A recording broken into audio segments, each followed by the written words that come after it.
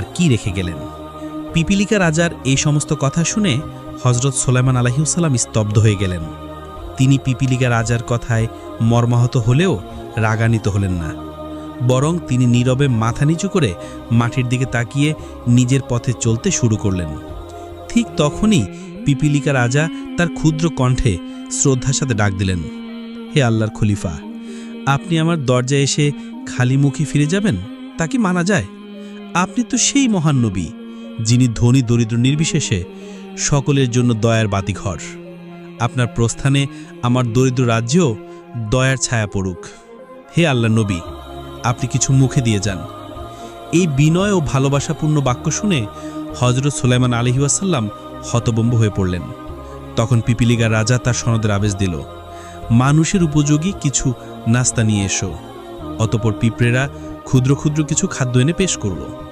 হজরত সুলাইমান আলাইহিসসালাম তা দেখে হালকা করে হেসে উঠলেন।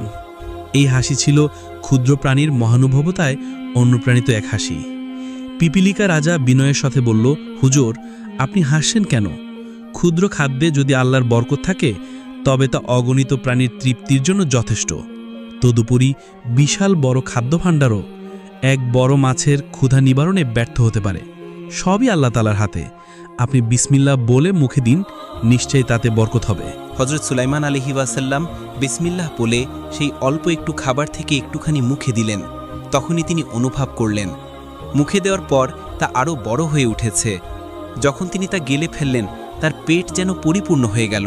তিনি অবাক হয়ে তার সৈন্যবাহিনীর সঙ্গী সাথী আমির ওমারাদের বললেন, তোমরাও একটু একটু করে গ্রহণ করো। সবাই এক চিমটি পরিমাণ করে খেলেন এবং আশ্চর্যভাবে প্রত্যেকেই তৃপ্ত হলেন। দ্বিতীয়বার আর কেউ খেতে উদ্যত হলেন না, কারণ সকলেই তৃপ্তিতে পরিপূর্ণ।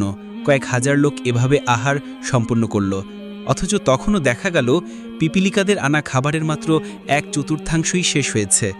অতপর সুলাইমান আলাইহিসসালাম পিপিলিকা রাজাকে বিদায় জানিয়ে তার সৈন্য সামন্ত নিয়ে নিজ গন্তব্যের দিকে এগিয়ে যেতে লাগলেন। এরপর একদিন হজরত সুলাইমান আলাইহিসসালাম গভীর মনোযোগে দোয়ায় লিপ্ত হয়ে আল্লাহর দরবারে আরজি করলেন, হে আল্লাহ রাব্বুল আলামিন, তুমি আমাকে সারা পৃথিবীর বাদশাহী দান করেছ, নবুয়তের মর্যাদাও দিয়েছ। আমাকে এমন শক্তি ও সম্মান দিয়েছ যা আগে কখনো কেউ পায়নি। কিন্তু হে প্রভু, আমি তো চিরকাল এই পৃথিবীতে থাকব না। এই পৃথিবী ছেড়ে একদিন চলে যেতে হবে আমাকে। এই রাজত্ব, এই সিংহাসন, এই বাহিনী কিছুই তো আমার আর থাকবে না। তবু আমি চাই এমন একটি কাজ করে যেতে যা আমাকে তোমার প্রতি নিবেদিত প্রমাণ করবে, আর যেন কিয়ামত পর্যন্ত তোমার প্রিয় বান্দারা আমাকে মনে রাখে। আমি চাই তোমার পবিত্র ঘর বাইতুল আকসা নতুনভাবে নির্মাণ করতে। আল্লাহ সুবহানাহু ওয়া